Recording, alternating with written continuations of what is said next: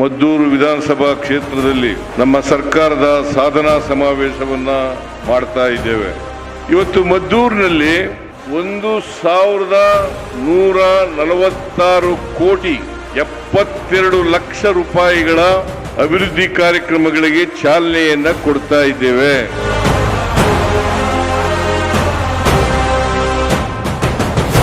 ನಾವು ಇವತ್ತು ನಿಮ್ಮ ಕೈಲಿ ಜೈಕಾರ ಹಾಕಿಸ್ಕೊಳ್ಳಿಕ್ಕೆ ಮಾತ್ರ ಬರಲಿಲ್ಲ. ಇಲ್ಲಿ ನೀವು ಈ ಜಿಲ್ಲೆಯಲ್ಲಿ 7 ಜನ ಶಾಸಕರ ಪೈಕಿ 6 ಜನ ಶಾಸಕರನ್ನ ಕೊಟ್ಟು ಮದ್ದೂರಿನಲ್ಲಿ ನಮ್ಮ ಉದಯರವರನ್ನ ಅತಿ ಹೆಚ್ಚು ಮತದಿಂದ ಗೆಲ್ಲಿಸಿ ಇಡೀ ರಾಜ್ಯಕ್ಕೆ ಒಂದು ದೊಡ್ಡ ಶಕ್ತಿಯನ್ನ ತುಂಬಿದ್ದೀರಿ. ನಿಮ್ಮ ಋಣವನ್ನ ತೀರಿಸಬೇಕಾದ್ದು ನಮ್ಮೆಲ್ಲರ ಕರ್ತವ್ಯ.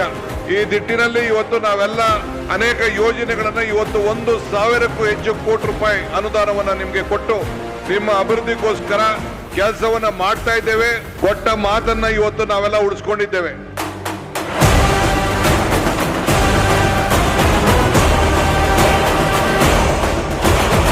ಇವತ್ತೇನು 1,000 ಕೋಟಿಗೂ ಹೆಚ್ಚು ಮದ್ದೂರು ತಾಲೂಕಿನಲ್ಲಿ ಇವತ್ತು ಶಂಕುಸ್ಥಾಪನೆ ಮತ್ತು ಪ್ರಗತಿಯಲ್ಲಿ ಇರ್ತಕ್ಕಂಥ ಕೆಲಸವನ್ನ ಲಾಂಛನ ಮಾಡಿದ್ರು.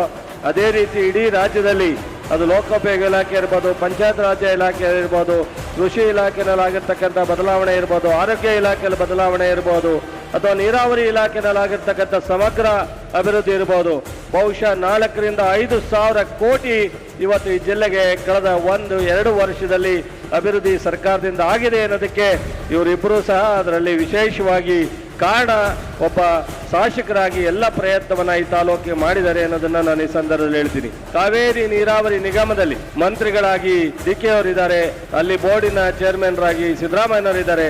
ಇಬ್ಬರು ಕೂಡಿ ಕಾವೇರಿ ನಿಗಮದಲ್ಲಿ ಅತ್ಯಂತ ನಮ್ಮ ಜಿಲ್ಲೆಗೆ ಕೊಡಬೇಕಾದಂಥ ಎಲ್ಲ ನಾಲೆ ಆಧುನೀಕರಣ ಇರ್ಬೋದು, ಅನೇಕ ಉಪಯುಕ್ತವಾದಂಥ ಕಾಮಗಾರಿಗಳಿರ್ಬೋದು ಕೊಟ್ಟು ಇವತ್ತು ನೀರಾವರಿ ನಿಗಮದಲ್ಲಿ ಹೆಚ್ಚು ಗಮನವನ್ನು ಹರಿಸಿರ್ತಕ್ಕಂಥದ್ದು.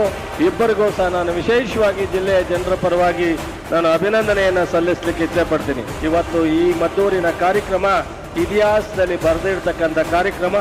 ಉದಯ್ ಅವರಿಗೆ ಮತ್ತೊಮ್ಮೆ ಅಭಿನಂದಿಸಿ ಇದೇ ರೀತಿ ಸಂಪೂರ್ಣವಾದಂಥ ಜನಪರ ಕೆಲಸವನ್ನ ಮಾಡಲಿ ಅಂತ ಹೇಳಿ ನಾನು ಬಯಸಿ ನನ್ನ ಮಾತು